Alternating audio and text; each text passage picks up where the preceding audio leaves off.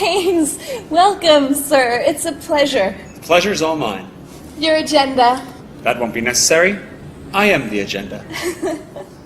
Tell them I've arrived. And then tell them I've arrived. And your name is? Hayek? F.A. Hayek. With an H.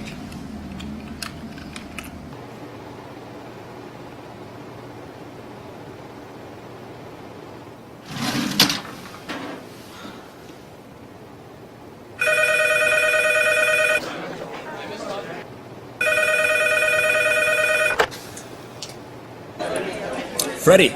Yep. Keynes, Hey, listen, party at the Fed. Already? 20 minutes. Lobby. John Maynard Keynes. Oh, F.A. Hayek. Yeah, we're opposed. We oppose each other philosophically. In the same studio. We've been going back and forth for a century. I want to steer markets. I want them set free. There's a boom and bust cycle and good reason to fear it. Play low interest rates. No, it's the animal spirits. John Maynard Keynes wrote the book on modern macro. The man you need when the economy's off track.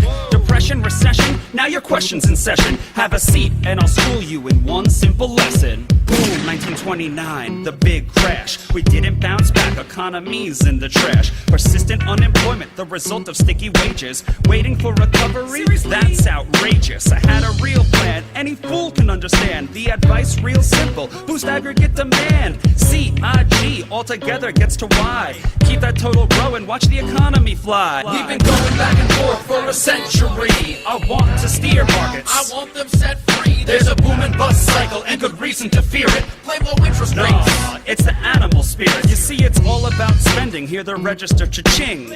Circular flow, the dough is everything. So if that flow is getting low, doesn't matter the reason. We need more government spending. Now it's stimulus season, so forget about saving. Get it straight out of your head. Like I said, in the long run, we're all dead. Savings is destruction, that's the paradox of thrift. Don't keep money in your pocket or that growth will never lift. Because business is driven by the animal spirits, the bull and the bear, and there's reasons to fear its effects on capital investment, income, and growth. That's why the state should fill the gap with stimulus, both the monetary and the fiscal. They're equally correct. Public works, digging ditches, war has the same effect. Even a broken window helps the glass man have some wealth, the multiplier driving higher the economy's health. And if the central bank's interest rate policy tanks, a liquidity trap, that new money stuck in the banks. Deficits could be the cure you've been looking for. Let the spending soar, now that you know the score.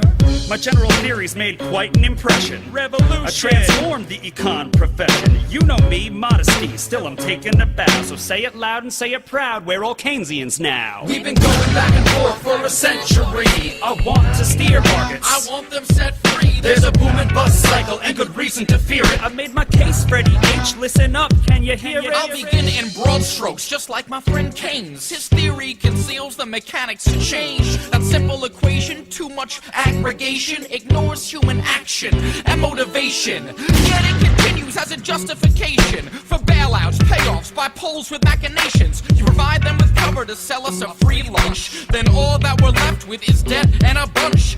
If you're living high on that cheap credit hog, don't look for a cure from the hair of the dog. Real savings come first if you want to invest. The market coordinates time with interest. Your focus on spending is pushing on thread. In the long run, my friend, it's your theory that's dead. So sorry there, buddy, if that sounds like invective. Prepare to get schooled in my Austrian perspective. We've been going back and forth for a century. I want to steer markets. I want them set free. There's a boom and bust cycle and good reason to fear it. Play low interest rates. No, it's the animal spirit. The place you should study isn't the bust, it's the boom that should make you feel leery. That's the thrust of my theory. The capital structure is key. Malinvestments wreck the economy. The boom gets started with an expansion of credit. The Fed sets rates low. Are you starting to get it? That new money is confused for real loanable funds, but it's just inflation that's driving the ones who invest in new projects like housing construction. The boom plants the seeds for its future destruction. The savings aren't real, consumption's up too, and the grasping for resources reveals there's too few. So the boom turns to bust as the interest rates rise. Where the cost of production price signals relies. The boom was a binge, that's a matter of fact. Now it's devalued capital that makes up the slack. Whether it's the late 20s or 2005, booming bad investments seems like they'd thrive. You must save to invest. stress. Don't use the printing press, or a bus will surely follow, an economy depressed. Your so-called stimulus will make things worse. Just more of the same, more incentives perverse. And that credit crunch ain't a liquidity trap, just a broke banking system. I'm done, that's a wrap. We've been going back and forth for a century. I want to steer markets. I want them set free. There's a boom and bust cycle and good reason to fear it. Blame low interest rates. Nah, it's the animal spirit. The ideas of economists and political philosophers, both when they are right and when they are wrong, are more powerful than is commonly understood. Indeed, the world is ruled by little else. Practical men who believe themselves to be quite exempt from any intellectual influence are usually the slaves of some defunct economist. The curious task of economics is to demonstrate to men how little they really know about what they imagine they can design. They've been going back and forth for a century.